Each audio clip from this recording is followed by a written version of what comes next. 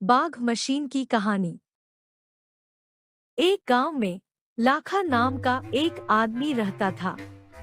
वो एक मैकेनिक था, लेकिन वो चोरी भी किया करता था, इसीलिए उसे कोई काम पर नहीं रखता था। उसके पास कुछ बकरियां थी। वो रोज दोपहर में बकरियों को चराने एक जंगल में जाता था।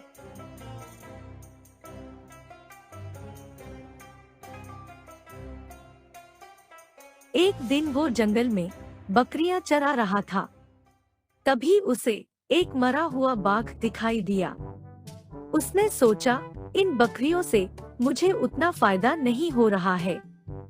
मैं इस बाघ के चमड़े से कुछ काम की चीज बना सकता हूँ।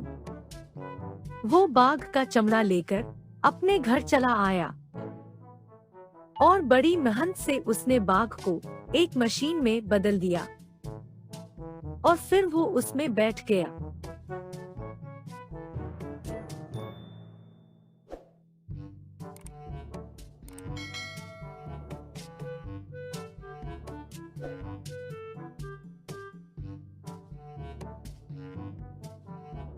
फिर जब रात होती, तब वो मशीन के अंदर बैठकर गांव में निकल पड़ता।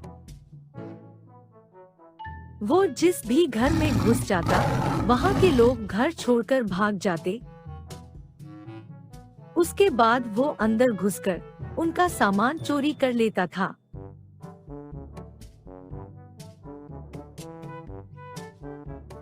एक दिन वो गांव के साइंटिस्ट पवन के लैब में आया।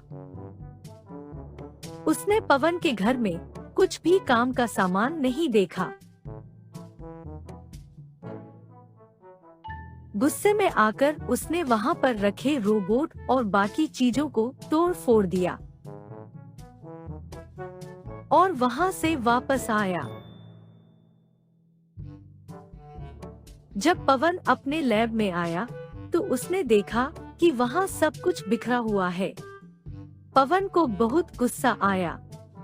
फिर उसे शक होने लगा कि ये बाघ किसी का शिकार नहीं करता, कुछ तो गड़बड़ है।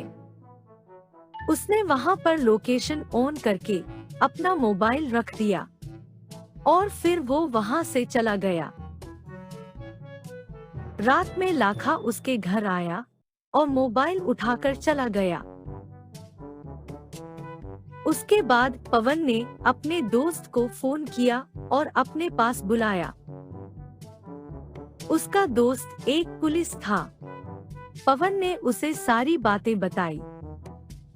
थोड़ी देर बाद दोनों ने कुछ गांव वालों को इकट्ठा किया। पवन दूसरी मोबाइल से अपनी मोबाइल को ट्रैक करने लगा और वो बाघ की लोकेशन पर पहुंच गया।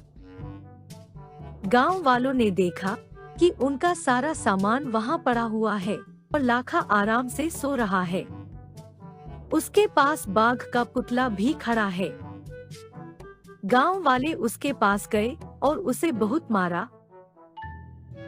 उसके बाद पुलिस ने उसे गिरफ्तार कर लिया और जेल में डाल दिया। इस तरह पवन ने अपनी बुद्धि का इस्तेमाल करके गांव वालों को मुसीबत से छुटकारा दिलाया। दोस्तों, अगर आपको ये कहानी अच्छी लगी हो, तो हमारे चैनल को सब्सक्राइब करना ना भूलें।